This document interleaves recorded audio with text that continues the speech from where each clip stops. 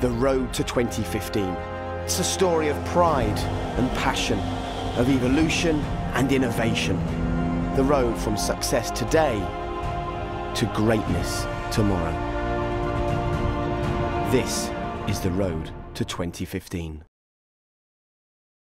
F1 is a huge development race. You're in a technology race against an unknown requirement.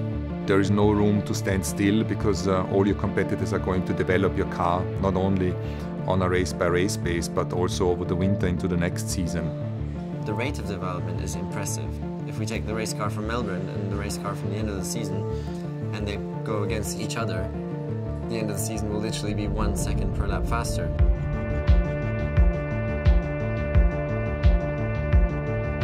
Winter development, it was a period during which you develop the new car for the new season, is always quite a stressful time for the engineering teams. You don't really know what you're looking at in terms of performance from your competitors. Normally the people outside Formula One, they think that season is over, we have a nice rest for the end of the year.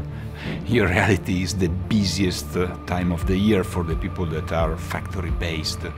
Really the activity, you can see by walking through the departments, the activity is massive.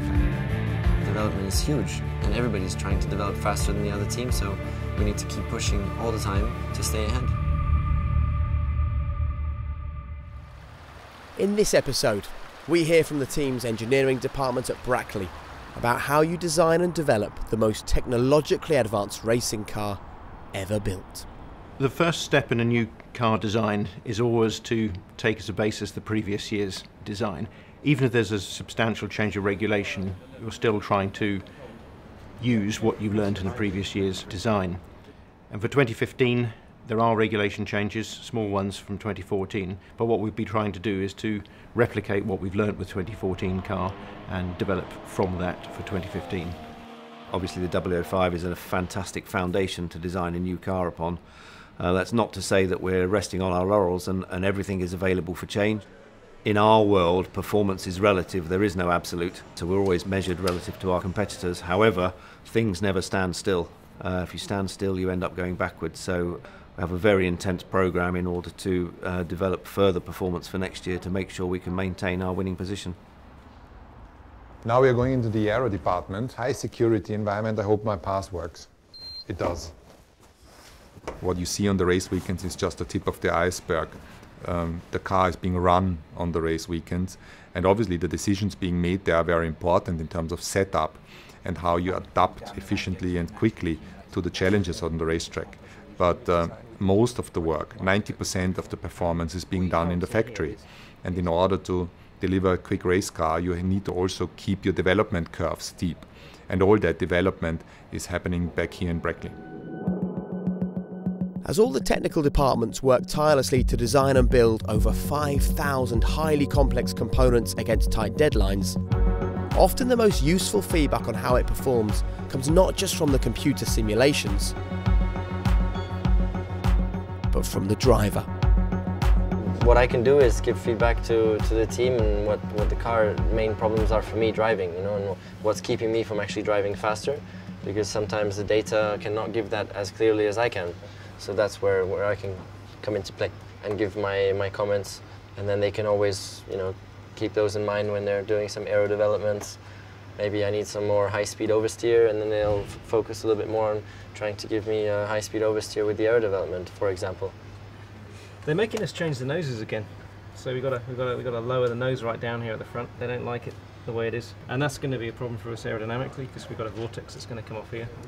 Yeah. And that's going to affect the way that's going around the side of the car. So there's quite a lot of work gone on around the front suspension and the nose. A few issues this year. We saw in the last race. We'd like to have swapped yours pack with Lewis's, wouldn't you? I'm sure, and we'd have been world champion now. It would have been pretty good, yeah. But, if one part is wrong on the car, it could decide the championship. It's a lot of pressure felt by the whole office, really, that they don't do anything wrong. And just when they think they're on top of it, there's another thing that they hadn't thought of. So it's really, really difficult. As night falls on another busy, wintry day at the factory, aerodynamic work in the wind tunnel continues long into the night.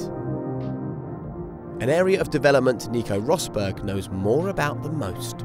I was going to study aerodynamics at the university. That was my direction if I wouldn't have gone racing.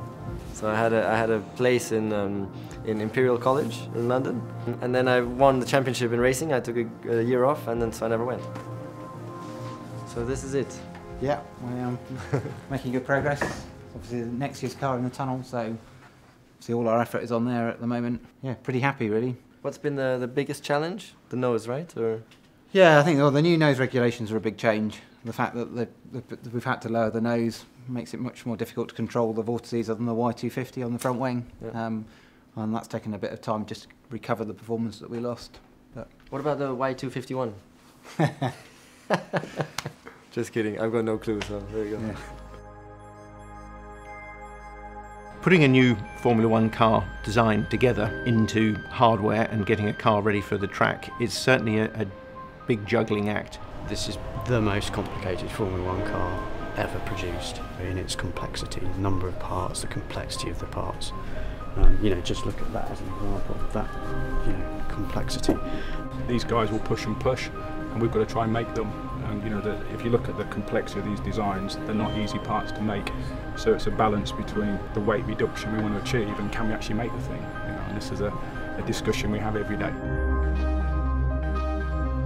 Everything has to come together in the early part of January in order to meet our first track test at the end of January. And we have to very carefully plan the aerodynamic program, the suspension development program, the manufacturing and design programs. And it certainly means the workload gets very high through October, November, December. We are working on a day-to-day, almost hour-to-hour basis by the time we get into early January. Oh, it's unbelievable. It's unbelievable. From November up until March, it'll just be non-stop. There'll be parts coming out of that clean room, coming out here, in here, cured, and then off to their relevant departments. With the nature of Formula One, with all the updates, it carries on pretty much through the season as well. So, it's pretty intense. There is pressure, but it's not a nasty pressure. It's a good sporting pressure, which is good.